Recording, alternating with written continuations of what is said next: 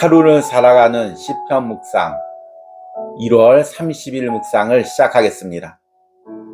새해부터 은혜롭게 시작했던 하루를 살아가는 시편 묵상이 벌써 한 달이 되었습니다. 한 달 동안 은혜 주신 하나님께 감사하고 또 함께 동참하고 기도해 주신 여러분께 감사를 드립니다. 내일은 1월 마지막 날로서 시편 기도 나눔의 시간을 가지도록 하겠습니다. 한 달 동안 시편 묵상을 하면서 여러분들이 함께 보내온 기도문이나 또 은혜 받은 내용들을 함께 나누고 기도하는 시간을 가지겠습니다. 오늘의 시편 묵상의 제목은 십자가의 경험을 이야기할 수 있습니까? 입니다. 오늘의 시편 말씀입니다. 시편 22편의 마지막 부분입니다. 22편 22절에서 31절까지 읽겠습니다. 내가 주의 이름을 형제에게 선포하고 회중 가운데에서 주를 찬송하리이다. 여호와를 두려워하는 너희여 그를 찬송할지어다. 야곱의 모든 자손이여 그에게 영광을 돌릴지어다. 너희 이스라엘의 모든 자손이여 그를 경외할지어다. 그는 곤고한 자의 곤고를 멸시하거나 싫어하지 아니하시며 그의 얼굴을 그에게서 숨기지 아니하시고 그가 울부짖을 때에 들으셨도다. 큰 회중 가운데서 나의 찬송은 주께로부터 온 것이니 주를 경외하는 자 앞에서 나의 서원을 갚으리이다. 겸손한 자는 먹고 배부를 것이며 여호와를 찾는 자는 그를 찬송할 것이라. 너희 마음은 영원히 살지어다. 땅의 모든 끝이 여호와를 기억하고 돌아오며 모든 나라의 모든 족속이 주의 앞에 예배하리니 나라는 여호와의 것이요 여호와는 모든 나라의 주제심이로다. 세상의 모든 풍성한 자가 먹고 경배할 것이요 진토 속으로 내려가는 자 곧 자기 영혼을 살리지 못할 자도 다 그 앞에 절하리로다. 후손이 그를 섬길 것이요 대대에 주를 전할 것이며 와서 그의 공의를 태어날 백성에게 전하며 주께서 이를 행하셨다 할 것이로다. 아멘. 오늘의 시편 묵상입니다. 내 인생의 성장기에 아버지는 개척교회를 목회하셨습니다. 3년 가까이 가족끼리 예배하며 밥을 굶는 심한 가난을 겪었습니다. 결국 고등학교 3학년의 중요한 시기에 영양실조로 학교를 갈 수 없는 상황이 되었습니다. 그때 어머니는 새벽 예배만 드리고 오시면 내 옆에서 하나님이 베푸신 은혜를 이야기했습니다. 그 이야기가 다시금 나를 세웠습니다. 더 정확히 이야기하면 어머니의 이야기가 아닌 어머니가 경험한 십자가의 은혜입니다. 시편 22편에서 다윗은 자신이 경험한 극심한 고난을 이야기합니다. 그러나 그의 고난은 단순히 원망과 한탄으로 끝나지 않았습니다. 다윗은 자신의 고난 속에서 예수님의 십자가를 경험했습니다. 십자가를 통과하고 십자가에서 주님을 만났습니다. 그리고 주님이 주시는 위로와 승리를 경험했습니다. 오늘 시편에서 다윗은 그 경험을 자신의 삶에만 머무르게 하지 않았습니다. 그는 확신 가운데 하나님의 이름을 선포하고 그분께 찬송과 영광을 돌리라고 선포합니다.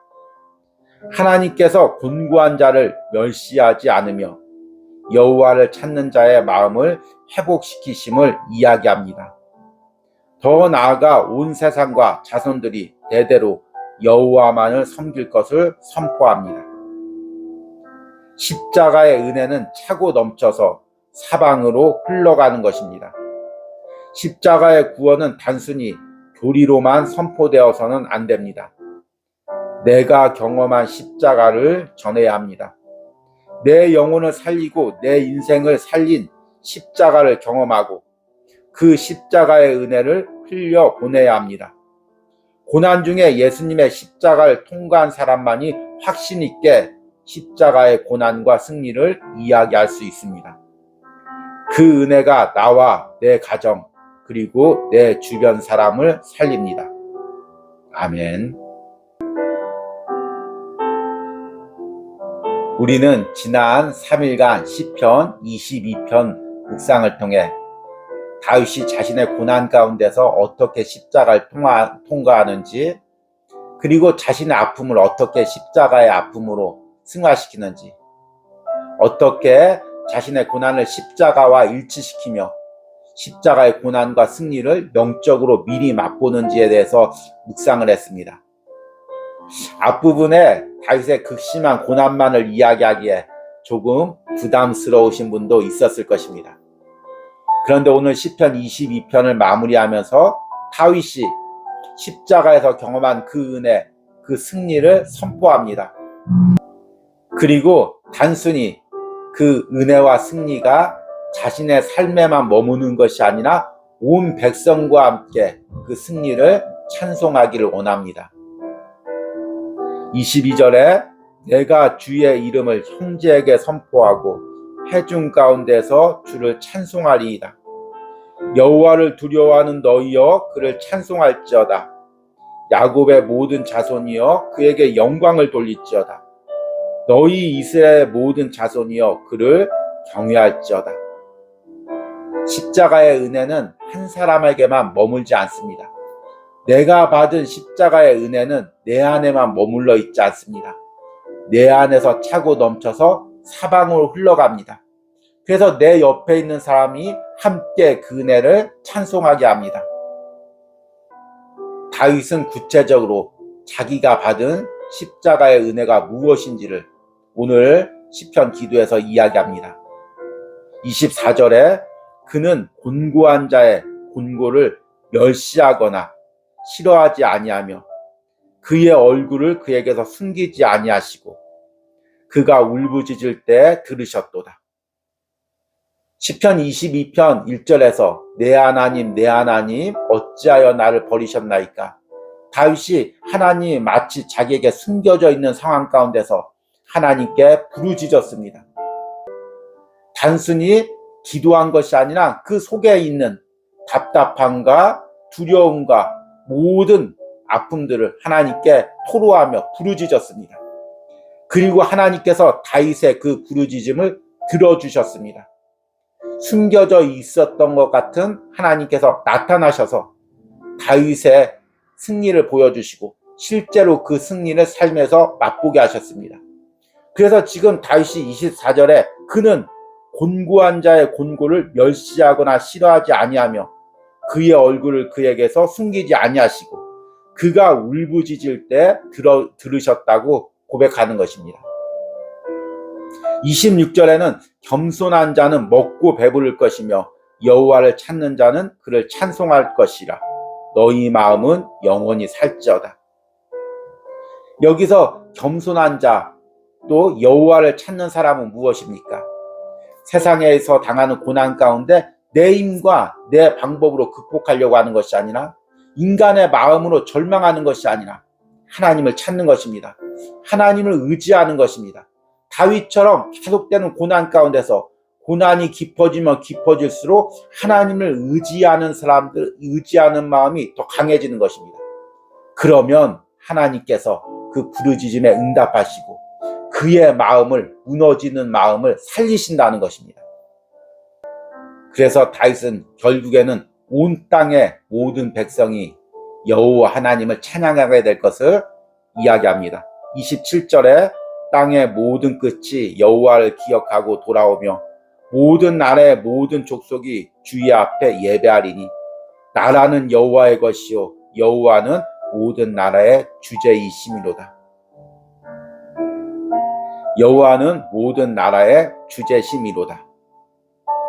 다윗은 이런 십자가의 은혜가 단순히 하나님을 믿는 사람들에게만 고백되는 것이 아니라 그 십자가의 은혜가 차고 넘쳐서 구원받지 못한 백성, 영혼을 살리지 못한 백성들까지도 그 십자가의 은혜, 그 십자가의 승리를 결국에는 인정할 것이라고 이야기합니다.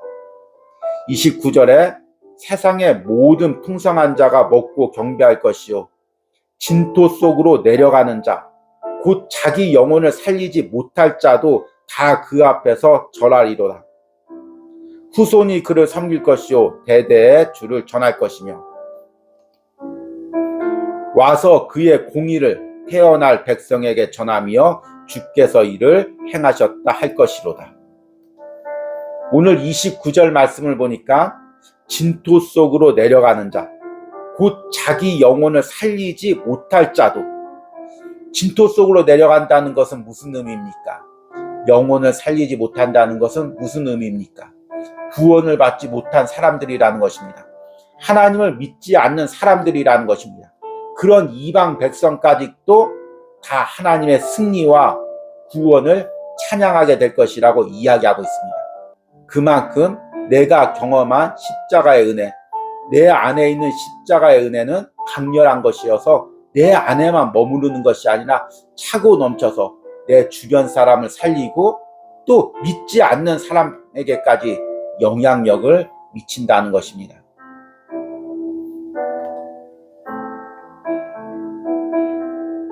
여러분, 십자가의 은혜를 경험했습니까?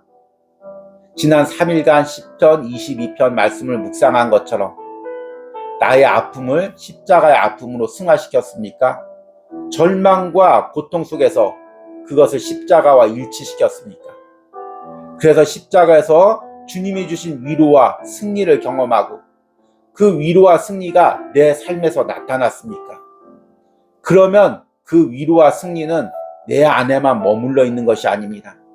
내가 경험한 십자가의 은혜가 사방으로 흘려 넘쳐나가는 것입니다. 십자가의 은혜는 단순히 교리로만 전하는 것이 아닙니다. 예수님이 하나님의 아들입니다. 그분이 십자가에서 죽으셨습니다. 그리고 그분을 믿으면, 그 십자가에 매달려서 날 위해서 죽으신 그분을 믿으면 내 영혼이 구원받습니다. 교리적으로 아무런 감동 없이 전할 수가 있습니다. 그러면 그 십자가의 복음이 어떤 능력과 어떤 힘이 있을까요? 내가 먼저 십자가에서 내 영혼이 구원받고 내 삶이 십자가를 통해서 그 예수님의 고난에 일치되고 다시금 그 십자가에서 승리와 위로를 맛본 후에 그 은혜를 가지고 사람들에게 전하는 것입니다. 예수 그리스도의 십자가가 내 영혼을 살렸습니다. 예수 그리스도의 십자가의 아픔이 나의 모든 아픔을 위로하고 치료하였습니다. 예수 그리스도의 십자가의 승리가 내 영혼에서, 내 삶에서, 우리 가족에서 나타났습니다. 당신도 그 십자가에 매달린 예수 그리스도를 믿으십시오. 이렇게 전할 때 십자가의 복음이 능력이 있는 것입니다. 단순히 믿지 않는 사람들뿐만 아니라 믿는 사람들과 대화를 할 때도 마찬가지입니다. 낙심 가운데 있는 영혼들, 절망 가운데 있는 영혼들에게 나 역시 절망 가운데 있었다. 나 역시 낙담 가운데 있었다. 아무런 소망을 찾을 수가 없었다. 그런데 주님을 의지했을 때 주님이 그곳에서 나를 건져내 주셨다. 나를 든든한 곳에 세워주셨다. 회복시켜 주셨다. 도저히 회복될 수 없는 마음을 십자가에서 만져주시고 회복시켜 주시고 내게 위로와 승리를 경험하게 해주셨다. 당신도 그 은혜를 누릴 수 있습니다.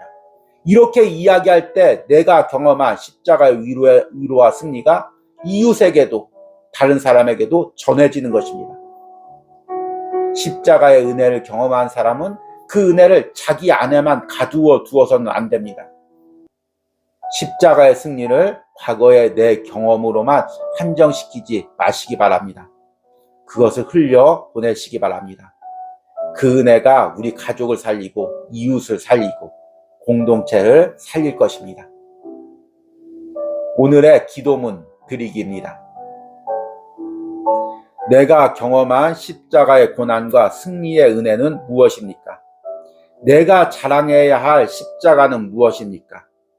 이에 깨닫는 은혜와 이에 대해 깨닫는 은혜와 이것을 전할 담대함을 달라고 기도하시기 바랍니다. 우리 기도하시겠습니다.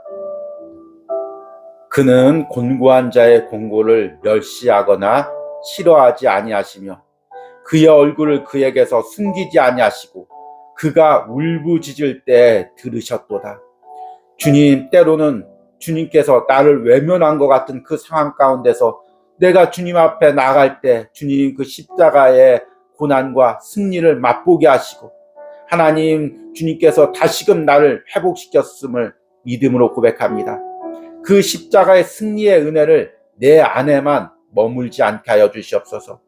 입술을 벌려 그 십자가의 승리를 전하게 하여 주시옵소서.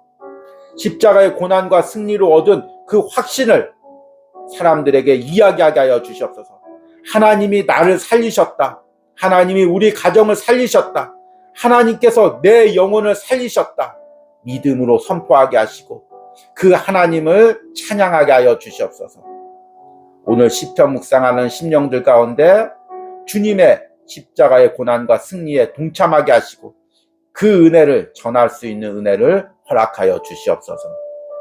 예수님의 이름으로 기도했습니다. 아멘.